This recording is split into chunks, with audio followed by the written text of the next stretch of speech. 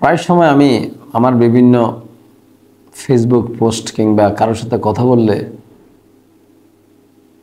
যে বিষয়টা আমাকে প্রথম নাড়া দেয় সেটা হচ্ছে,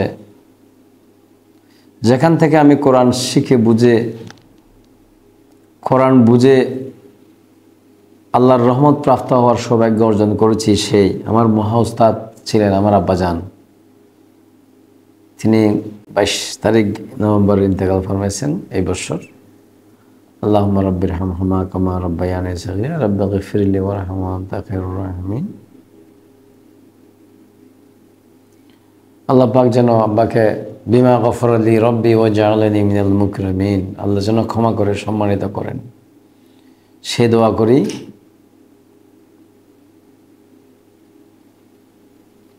রব্বানা গফিরলি ওয়া লিওয়ালিদাইয়া ওয়া লিল মুমিনিনা ইয়াওমা ইয়াকুমুল হিসাব। হাসরের কিয়ামতের হিসাবের দিন যেন আল্লাহ আব্বাকে সহজ করে দেয়, ক্ষমা করে দেয়, সম্মানিত করে। প্রত্যেক মুরব্বী, যাদের যত মুরব্বী পৃথিবীতে চলে গেছেন তাদের প্রত্যেককে যেন আল্লাহ ক্ষমা করে দেন এবং বেহেশত নসিব করেন, সেই ফরিয়াদ করি। এবং প্রত্যেক বেঁচে থাকা গার্জিয়ানরা যেন তাদের সন্তান সন্ততিকে কোরআন বুঝে পড়তে উদ্বুদ্ধ করে, সে ফরিয়াদও করি আল্লাহর কাছে। রব্বানা লা তুজিগ কুলুবানা বা'দা ইয হাদাইতানা ওয়া হাব লানা মিন লাদুনকা রাহমাতান ইন্নাকা আনতাল ওয়াহ্হাব। আমার আব্বাজান বলতেন যে একটা বাক্য, একটা শব্দ কোরআনের বুঝে যদি আমি নিজেকে পরিবর্তন করার প্রথম নির্দেশিকা পাই, সেটা 10 বার বা তারও বেশি কোরআন এমনি না বুঝে পড়ার চাইতে উত্তম। উনি সেজন্য আমাকে ক্লাস 6ষ্ঠ শ্রেণী থেকে বুঝে বুঝে কোরআন পড়ার জন্য উদ্বুদ্ধ করেছিলেন। আমি বিনীতভাবে অনুরোধ করতেছি, আপনারা সকলেই আগাছায় গোড়া কোরআনটা বুঝে বুঝে পড়ুন, মাতৃভাষায় বুঝে বলতে আপনার ভাষায় বুঝে পড়া। এখানে ব্যাখ্যা বিশ্লেষণ করার দরকার নাই, বিকজ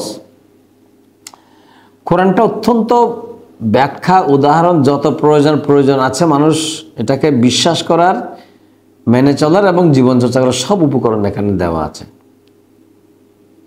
অর্থাৎ কোরআনকে আমার বেশি বোঝার কোনো প্রয়োজন নাই, এটা শুধুমাত্র জানার, মানার এবং জীবনচর্চা করার ভেরি লিমিটেড। আল্লাহ এখানে কোনো কিছু বাকি রাখে নাই, এভরিথিং বলেছেন। সম্ভাব্য প্রত্যেক প্রয়োজনীয় উদাহরণ থেকে শুরু করে, রেফারেন্স থেকে শুরু করে, গাইডলাইন থেকে শুরু করে, আদেশ নিষেধ সব কিছু দেওয়া আছে পরিষ্কারভাবে। এটার জন্য আপনাকে পড়তে হবে সেটা, এবং বাংলা ভাষায় বাংলা ভাষায় তর্জমা করা আছে, এটা বুঝলে যথেষ্ট হয়ে যাবে আপনার জন্য। এটা পড়লে মানে জানলে যথেষ্ট হয়ে যাবে, আপনাকে আলাদা করে ব্যাখ্যা বিশ্লেষণ বোঝার দরকার হবে না। এবং সেই অনুযায়ী আমি মানব, জীবন চর্চা করব। এবং তারই আলোকে আমার ধারাবাহিক বিষয় ছিল যে গত বেশ কদিন ধরে আমি বিভিন্ন ইসলামিক স্টাডিজ এবং ইসলামী ইতিহাসের বিভিন্ন স্টুডেন্টদের সাথে এবং বিভিন্ন মাদ্রাসা পড়ুয়া আলেম ওলামাদের সাথে, ছাত্র শিক্ষকের সাথে কথা বলতে গিয়ে যেটা বুঝলাম, সবার কাছে ইসলাম বলতে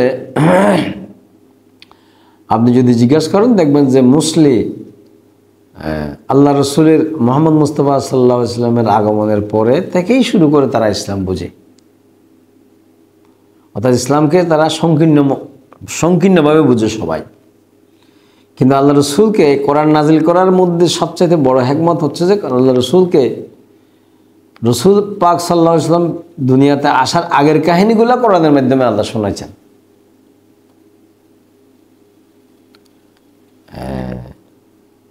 বহুভাবেই আছে, আপনারা অনেক জায়গায় দেখবেন যে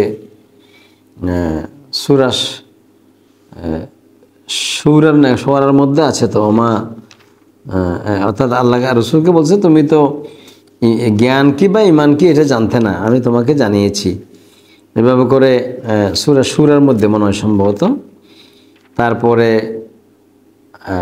সূরা দোহার মধ্যে ওয়াদ-দুহা ওয়াল-লাইলি ইযা সাজা মা ওয়াদ্দাআকা রাব্বুকা ওয়া মা ক্বালা ওয়াল আখিরাতু খায়রুল লাকা মিনাল উলা ওয়া লাসাউফা ইউ'তিকা রাব্বুকা ফাতারদা আলাম ইয়াজিদকা ইয়াতীমান ফাআওয়া ওয়া ওয়াজাদাকা দাল্লান ফাহাদা ওয়া ওয়াজাদাকা আইলান ফাআগনা।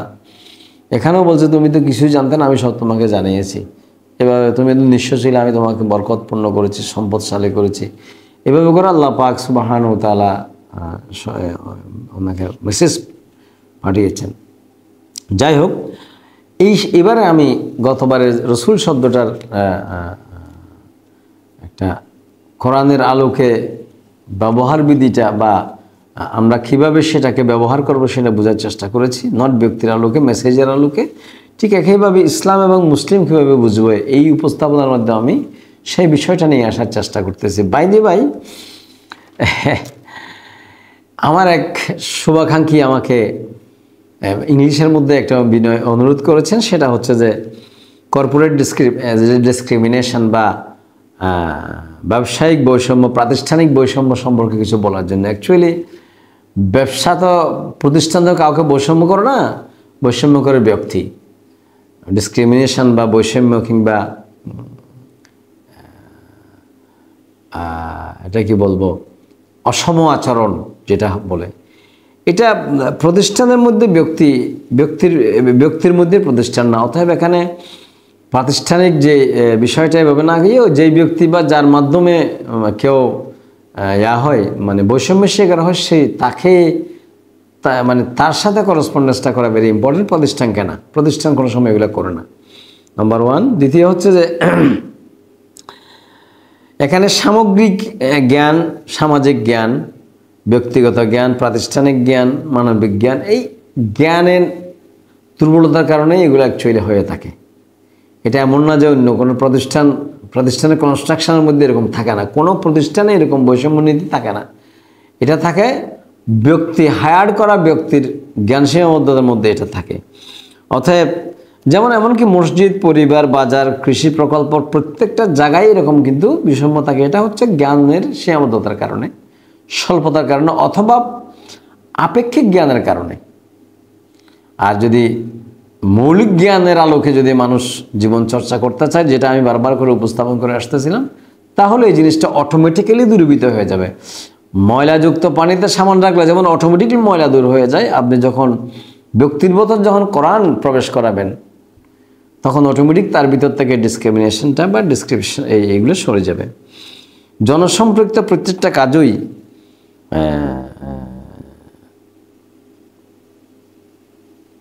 জনসম্পৃক্ত প্রতিষ্ঠান বলেন, অনুষ্ঠান বলেন বা প্রকল্প বলেন, প্রত্যেকটা বৈষম্যহীন হবে এইটার মাধ্যমে। সেটা তো অলরেডি বলা আছে, আপনারা হয়তো খেয়াল করেন নাই প্রিয় বন্ধু। প্রত্যেক জুমার দিনে শেষের দিকে বলা হয় ইন্নাল্লাহা ইয়া'মুরু বিল আদলি ওয়াল ইহসান। এই আদল শব্দের অর্থ বৈষম্যহীন। আল্লাহ রসুলকে পৃথিবীতে, আল্লাহ রসুল মুহাম্মদ মুস্তাফা সাল্লাল্লাহু আলাইহি ওয়াসাল্লাম সহ প্রত্যেক রসুলের আগমনের অন্যতম একটা কারণ ছিল যে আদাল প্রতিষ্ঠা করা, অর্থাৎ বৈষম্যহীন সমাজ প্রতিষ্ঠা করা। এখন সেটা আমরা ভালোবাসাপূর্ণ সমাজ, বৈষম্যহীন সমাজ এবং পরস্পরের প্রতি সৌহার্দ্যপূর্ণ সমাজ প্রতিষ্ঠা করা মেইন কাজ ছিল, যেটা আমরা খুতবাতে প্রতিনিয়ত আরবিতে বলি, বাংলায় বুঝি না এবং এটা প্রচেষ্টাও করি না। অতএব আল্লাহর কিতাবের বিধানের আলোকে যদি জ্ঞান আসে যায়, অটোমেটিক বৈষম্য দূর হয়ে যাবে বলে আমি আশা করতেছি ইনশাআল্লাহ। যেটা বলে আসতেছিলাম, আমরা এইবারে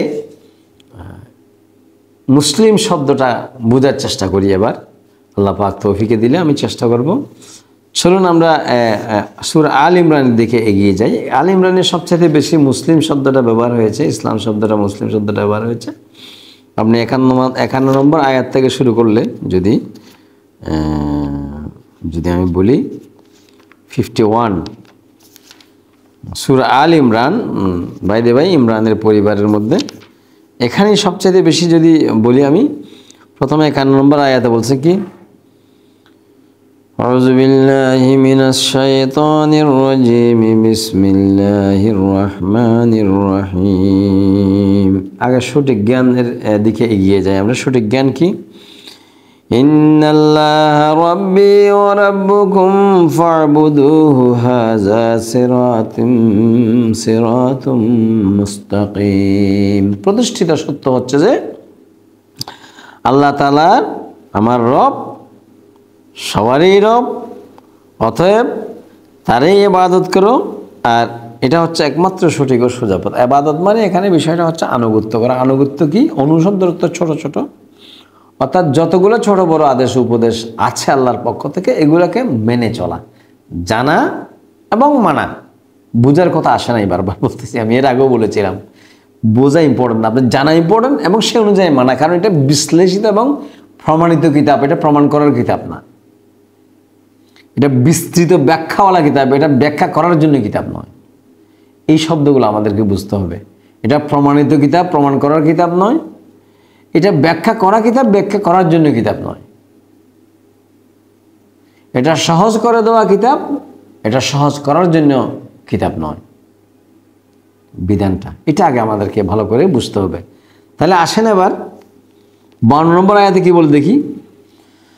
আউযু বিল্লাহি মিনাশ শাইতানির রাজিম, বিসমিল্লাহির রাহমানির রাহিম। فلما أحس عيسى منهم الكفر قال من أنصاري إلى الله قال الحواريون نحن أنصار الله آمنا بالله واشهد بأننا مسلمون। তাহলে এখানে যে বিষয়টা, মুসলিম শব্দটা খাকে আমরা মুসলিম বলবো, কেন মুসলিম বলবো, বা মুসলিম বলতে আমরা কিভাবে বুঝবো, সেটা এই উপস্থাপনার মধ্যে আসছে। ঈসা আলাইহিস সালাম যখন তাদের থেকে, তার জাতি থেকে কুফরি অর্থাৎ তার আদেশ, আল্লাহর আদেশ উপদেশ বাণীর অস্বীকারী হিসেবে বুঝতে পারলো, তখন সে তার সঙ্গী সাথীদের বলল, কে আছো তোমরা আল্লাহর তাআলার পথে আমাকে সাহায্যকারী হবে। হাওয়ারি জাতিরা বলল, আমরাই আল্লাহর সাহায্যকারী, আল্লাহর পথে তোমাকে সাহায্যকারী, আমরা আল্লাহর উপর বিশ্বাস স্থাপন করেছি, তুমি সাক্ষী থাকো। ঈসাকে বলছে তুমি সাক্ষী থাকো, আমরা সবাই বিআন্না মুসলিমুন, আমরা সবাই মুসলিম। অর্থাৎ আল্লাহর অনুগত বান্দা। এখানে মুসলিম শব্দের অর্থ হচ্ছে যে আল্লাহর আনুগত্যকারী বান্দা বা গোলাম বা বান্দা, যেভাবে বলেন একটা সৃষ্টি। অতএব এখানেও মুসলিম শব্দের অর্থ বুঝতে হলে আপনাকে একটা জাতি বা গোষ্ঠী বা ব্যক্তি নয়, এটা হচ্ছে যে একটা তার ক্যারেক্টারিজমকে বোঝানো হয়েছে। আমি তার বৈশিষ্ট্যকে, তার কর্মতৎপরা, কর্মচাঞ্চল্যতা এবং আনুগত্যশীলতা, বিশ্বাস আনুগত্যশীলতাকে বোঝানো হয়েছে মুসলিম শব্দটা দিয়ে। অতএব কাউকে যদি মুসলিম বলতে হয় বা মুসলিম হিসেবে যদি কেউ নিজেকে প্রমাণ করতে চায়, প্রকাশ করতে চায় বা জীবনযাপন করতে চায়, তাকে আল্লাহ প্রদত্ত বিধানাবলীর আলোকে, প্রতিষ্ঠিত বিধানাবলীর আলোকে নিজের জীবন প্রতিষ্ঠা করার মাধ্যমে সে মুসলিম হতে পারবে, অথবা তাকে মুসলিম বলা যাবে। That is very important. এটাই হচ্ছে সবচাইতে বড় ইম্পর্টেন্ট কথা, আমি এটা বোঝানোর চেষ্টা করতেছিলাম ভাই। এরপরে আসেন আমরা, এটা হচ্ছে যে 52 নম্বর আয়াত, আলে ইমরানের 67 নম্বর আয়াত আরেকবার শুনি কথাটা কিভাবে বলে। মা কানা ইব্রাহিমু ইয়াহুদিয়ান ওয়ালা নাসরানিয়ান ওয়ালাকিন কানা হানিফাম মুসলিমান ওয়া মা কানা মিনাল মুশরিকিন। এখানে ইব্রাহিম আলাইহিস সালামকে মুসলিম বলা হয়েছে। অতএব মুহাম্মদ মুস্তাফা সাল্লাল্লাহু আলাইহি ওয়াসাল্লামের আগমনের পর থেকে যদি আমরা ইসলামী স্টোরি বা ইসলামী স্টাডিজ বা এই জাতীয় বলে থাকি, কথাটা কিন্তু অ্যাপ্রোপ্রিয়েটলি প্রযোজ্য হবে না। এখানে বলা হয়েছে সঠিক ঘটনা হচ্ছে মানে প্রাসঙ্গিক ক্রমে, এটা আগে পরে বুঝতে পারছি, ইব্রাহিম ইহুদিও ছিল না, খ্রিস্টানও ছিল না, বরং সে ছিল একজন একনিষ্ঠ মুসলিম। সে কখনো মুশরিক দলভুক্ত ছিল না। এখানে এই কথাটা কেন বলা হয়েছে? যেহেতু এই ইহুদি এবং খ্রিস্টানরা জাতিগতভাবে নিজের পরিচয় যখন উপস্থাপন, তখন বোঝে না এখানে ইব্রাহিম আলাইহিস সালামকে সিরিয়াতে জন্মগ্রহণ করলো নাকি বনি ইসরায়েলে জন্মগ্রহণ করলো, না কোথায় জন্ম, that doesn't mean anything, that doesn't matter anything. Actually উনি হচ্ছেন অনুগত ছিল, আনুগত্যশীল ছিল আল্লাহর বিধানের প্রতি, সেটাই তার পরিচয়, সেজন্য সে মুসলিম ছিল। তার বাপ কি মুসলিম খেয়ে ছিল, কাফের ছিল না, মুশরিক ছিল, ডাজন্ট ম্যাটার অ্যাকচুয়ালি। যে ইব্রাহিম আলাইহিস সালামের বাপ তো মুসলিম ছিল না, তার মানে কি ইব্রাহিম আলাইহিস সালাম মুসলিম জাতির নেতা হয় নাই, বা সমগ্র জাতির নেতা হয় নাই, মুসলিম জাতির পিতা হয় নাই? তো আমাদেরকে মুসলিম শব্দটা, অর্থাৎ শব্দের প্রয়োগ এবং বুঝটাকে আমাকে সীমিত বা সংকীর্ণ করাটা এক প্রকার দৃষ্টিভঙ্গিতে ভাবে অপরাধী হবে বলে আমি মনে করি। শুধু তাই নয়, এখানে আরও যদি বুঝলেন ৬৬ নম্বর আয়াতের মধ্যে قل يا أهل الكتاب تعالوا إلى كلمة سواء بيننا وبينكم ألا تعبدوا إلا الله ولا نشرك به شيئا ولا يتخذ بعضنا بعضا أربابا من دون الله فإن تولوا فقولوا اشهدوا بأننا মুসলিমুন। এখানেও মুসলিমুন শব্দটা আসছে, পড়েন। হে নবী, তুমি বলো, হে কিতাবদারীরা, এসো আমরা এমন এক কথায় একমত হই যা আমাদের কাছে এক ও অভিন্ন। আমরা উভয়ই আল্লাহ তাআলা ছাড়া অন্য কারো ইবাদত করব না এবং তার সাথে অন্য কিছুকে শরীক বানাবো না। সর্বোপরি আল্লাহ তাআলা ছাড়া আমরা আমাদের মাঝে একে অপরকে প্রভু বলে মেনে নেব না। অতঃপর তারা যদি এই থেকে মুখ ফিরিয়ে নেয় তাহলে তাদের তুমি বলে দাও, তোমরা সাক্ষী থেকো আমরা আল্লাহর সামনে আনুগত্যের মাথা নত করেছি। মুসলিম শব্দের অর্থ আনুগত্যের মাথা নত করা, অর্থাৎ অন্যান্য কিতাবদার ইহুদি খ্রিস্টান যারা সবাই আহলে কিতাব যারা আছে সবাইকে আল্লাহ রাসূলকে আল্লাহ বলে দিয়েছেন যে সবাইকে ডাকি বলো যে আমরা সবাই এক আল্লাহরই আনুগত্য করব, তার কথাই মানে চলবো, সেই অনুযায়ী জীবনযাপন করব। অন্য কোনো নিজেরা নিজেদের মধ্যে একজন আরেকজনকে কি বস বানাবো না, বা কি একজন আরেকজনের আনুগত্য করব না, একজন আরেকজনকে প্রভু বলে মনে করব না। আর আমাদের একটাই পরিচয় হচ্ছে আমরা মানে নবী পয়গম্বরদের মধ্যে কথা হচ্ছে, কিতাবদারীদের মধ্যে বলছে আমরা মুসলিম মানে আমরা শুধু আল্লাহর বিধানের আনুগত্যকারী। আল্লাহ যেভাবে বলছেন, যেভাবে যা খাইতে বলছেন, যা পড়তে বলছেন, যা করতে বলছেন তা করব, যা নিষেধ করছেন তা নিষেধ করবো, এবং যা যা আল্লাহ বলছেন বিধায় সেটা বিশ্বাস করব। That's all, simple. অতএব আপনি মুসলিম হওয়ার প্রথম শর্ত হচ্ছে আপনাকে আল্লাহ কি বলছেন, কি আদেশ দিয়েছেন, কি নিষেধ করেছেন, এগুলা আল্লাহর কিতাব থেকে জানতে হবে। এরপরে আপনি আরও বিভিন্ন ধরনের কিতাব পড়ে কীভাবে বুঝছে সেটা রেফারেন্স ইউজ করতে পারেন, সেটা ভিন্ন বিষয়। এবার আসেন, যদি আরও বুঝতে চান তাহলে আপনি আমরা চলুন ৮০ নম্বর আয়াতে কি বলে শুনি। আল ইমরান, ওয়ালা ইয়ামুরুকুম আন তাত্তাখিযুল মালাইকাতা ওয়ান নাবিয়্যিনা আরবাবান আয়ামুরুকুম বিল কুফরি বা'দা ইজ আনতুম মুসলিমুন। এখানেও মুসলিমুন আল্লাহর ফেরেশতারা ও তার নবীদের রব হিসাবে স্বীকার করে নিতে এই ব্যক্তি তোমাদের কখনো আদেশ দেবে না। ফেরেশতা এবং নবীরা কোনো সময় রব বা এরকম হতে পারে না।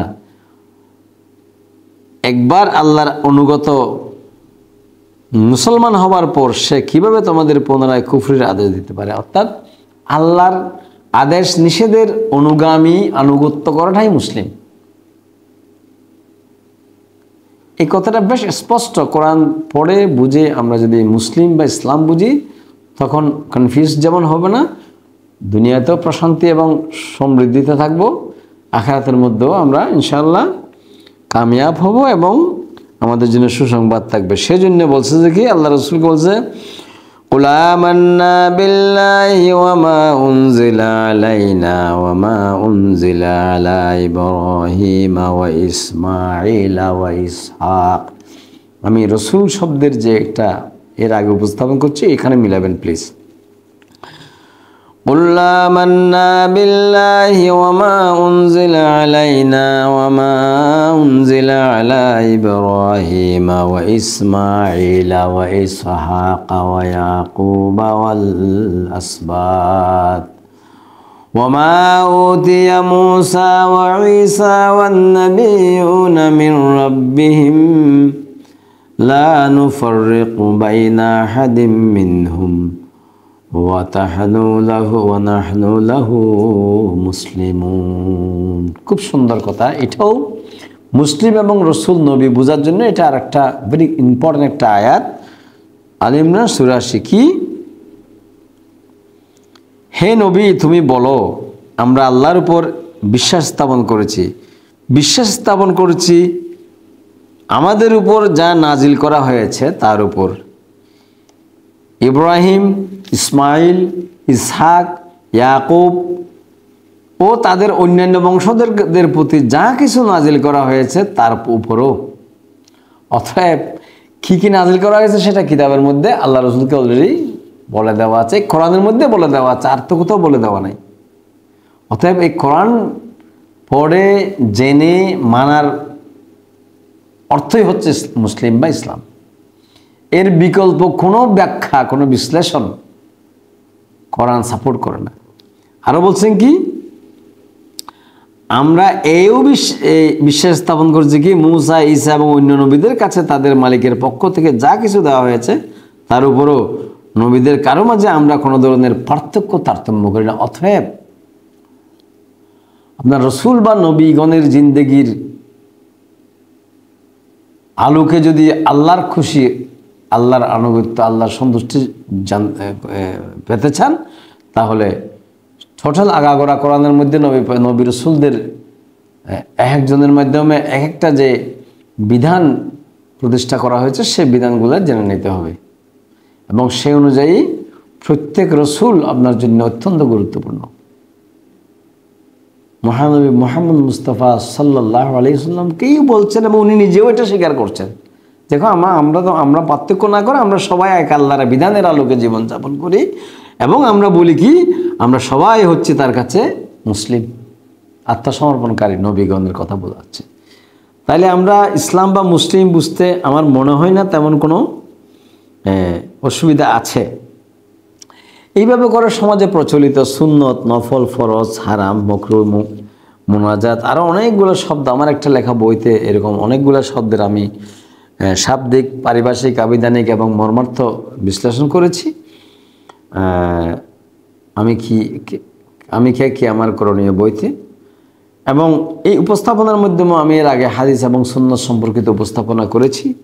আশা করি আপনারা যদি মনে করেন যে আমার এই চ্যানেল সাবস্ক্রাইব করে হোক বা এখানে ঢুকে হোক এই চার্জ দিয়ে সুন্নত, হাদিস এই সংক্রান্ত আমার উপস্থাপনাগুলো শুনে নিতে পারবেন এবং আপনারা চাইলে আমার কাছে থাকা আমার বুঝের মধ্যে যদি আপনার দৃষ্টিতে কোনো ধরনের ডিফারেন্স থাকে, বেশ কম থাকে, তাহলে ডেফিনেটলি যেভাবে হোক আমাকে শুধরাইতে পারেন, চেষ্টা করেন। আমি হয়তো আইদার আমি শুধরাবো অথবা আমি আমার বুঝটাকে আপনার কাছ থেকে ক্লারিফাই করবো ইনশাল্লাহ। আল্লাহ পাক সুবহানাহু ওয়া তাআলা আমাদেরকে বুঝার এবং জ্ঞান অর্জন করার তৌফিক দান করুক। এবার আসেন আমরা আরও যদি বুঝতে চান আপনি সূরা নমল দেখেন। এখানে সূরা নমল বেছে নেওয়ার পেছনে কারণ হচ্ছে মুসলিম বা ইসলাম বোঝার জন্য এখানে বেশ কিছু গুরুত্বপূর্ণ শব্দ চয়ন করা হয়েছে। যেমন ৩০ নম্বর আয়াতে যেটা বলা হয়েছে সেটা হচ্ছে যে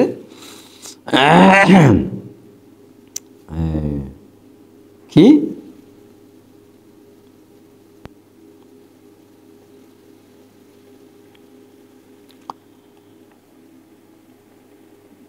সাবা নগরীতে বিলকিস রানী এবং সুলাইমান আলাইহিস সালামের ঘটনা, এটা যেটা টোটাল সূরা নমলটা পড়ে নেবেন প্লিজ, দয়া করে বাংলা অর্থটা পড়ে নেবেন, দেন এই ঘটনাটার সঠিক এই যে তথ্য আপনারা জানবেন। তো এখানে মুসলিম, আমি তো যেহেতু আজকে আমার শাব্দিক প্রয়োগের বিষয়টা হচ্ছে মুসলিম বা ইসলাম, সেজন্য আমি এখানে এই শব্দগুলার প্রয়োজনীয়তা খুঁজতেছি। এখানে ওই রমণী ছিল একটা রানী, সে রানী দেখা যাচ্ছে সূর্য পূজা করত। সেটা একটা পাখি এসে সুলাইমান আলাইহিস সালাম যেহেতু প্রত্যেক জাতির ভাষা জানতেন, পাখি একটা তাকে রিপোর্ট করলো। রিপোর্ট করার পরে বলল যে আমি তাকে এবং তার জাতিকে এমন অবস্থায় পেলাম যে তারা আল্লাহ তাআলাকে বাদ দিয়ে সূর্যকে সাজদা করতেছে। মূলত শয়তান তাদের পার্থিব কর্মকাণ্ড তাদের জন্য শোভন করে রেখেছে এবং সেই শয়তান তাদের সৎপথ থেকেও নিবৃত্ত করেছে। অর্থাৎ হেদায়েত থেকে তাদেরকে দূরে রেখেছে। এবং এটা বলতে বলতে আসি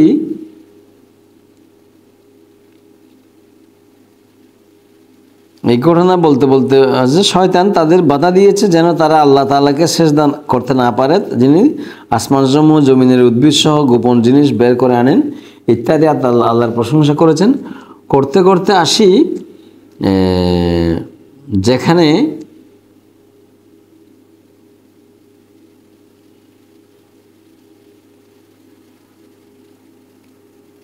এই তো সেটার আলোকে সুলাইমান আলাইহিস সালাম তাকে একটা চিঠি লিখল।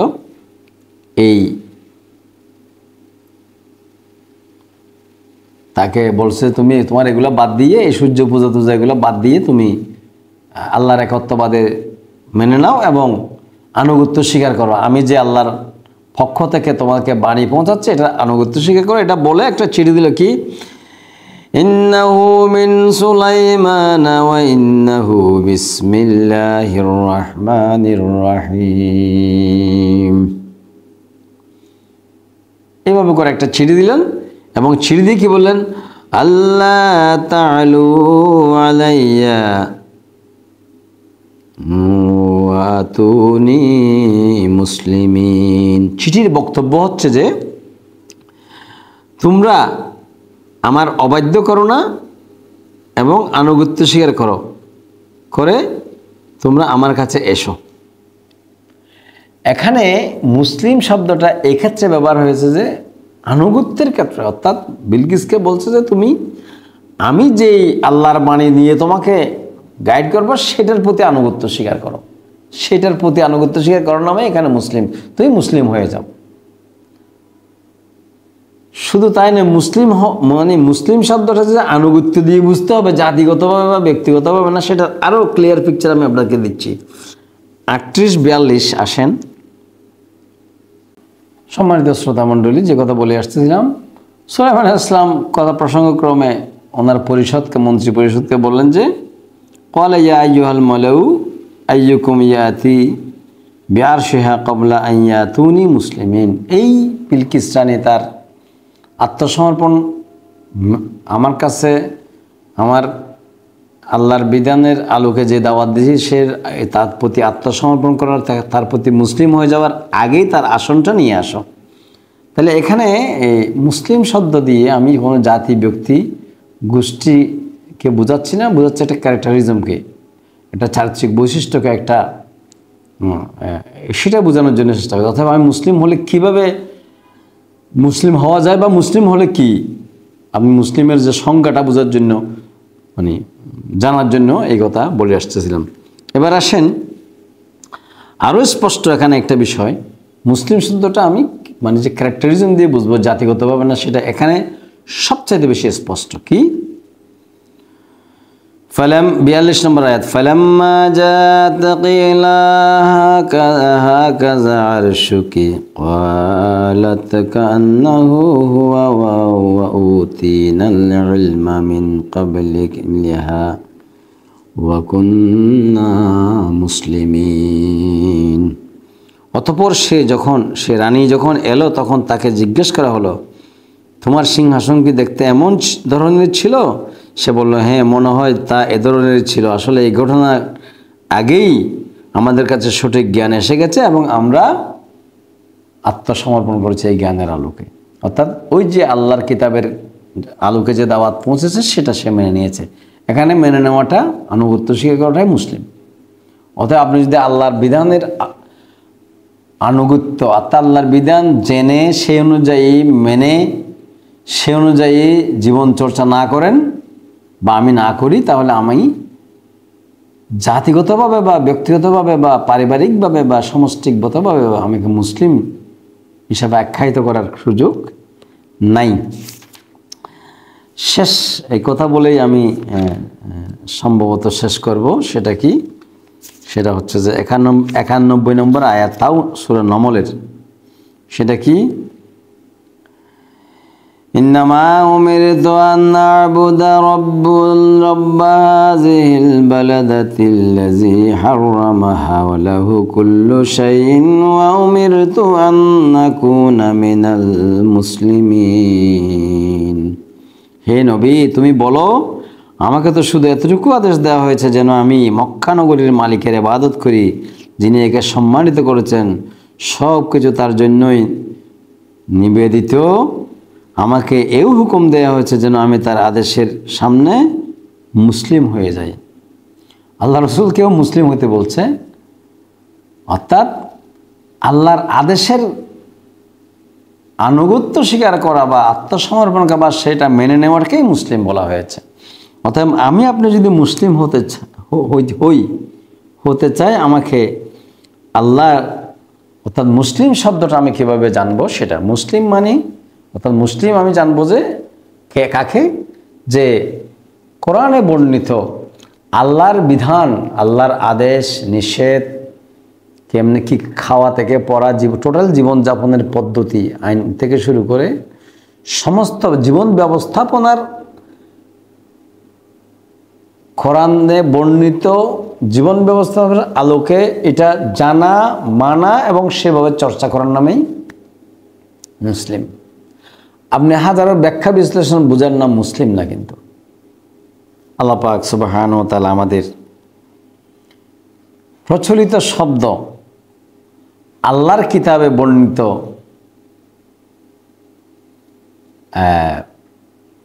কার্যকরীভাবে জানার, মানার এবং সে অনুযায়ী আনুগত্য স্বীকার করে মুসলিম হওয়ার তৌফিক দান করুক। আমিন। আসসালামু আলাইকুম ওয়া রাহমাতুল্লাহ।